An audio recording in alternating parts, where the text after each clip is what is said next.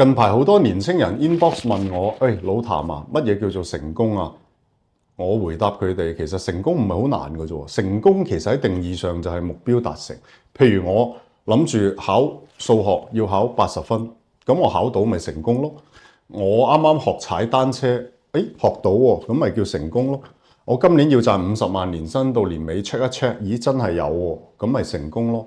不過我同年青人講，其實人生追求嘅其實並不是成功，其實係成就。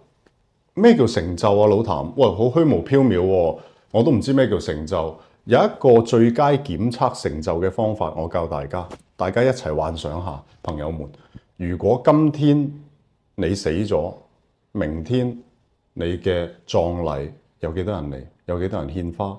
有幾多人會追悼你？有幾多人會懷念你？呢個先係人生嘅成就。我曾經認識有一個清潔阿姨，以前我做銀行，佢喺我分行做清潔嘅，人好好㗎，我成日都同佢傾偈。咁但係佢因為得咗啲病，有一天離開咗。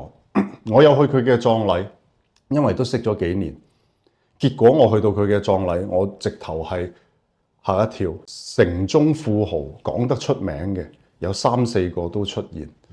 後尾我知道佢嘅經歷，原來佢當年係做義工，佢扶持過好多小朋友，佢亦都將自己賺翻嚟嘅錢絕大部分捐咗去一啲孤兒院，亦都有助養兒童。而當年佢助養嘅有幾個人，30年之後成功咗，香港報紙見到嘅、識嘅，最後都去咗佢嘅葬禮，甚至講追悼詞悼念佢。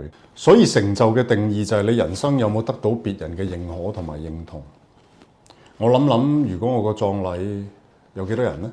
會少佢好多啊！所以我人生仍待努力，朋友們一齊追求成就。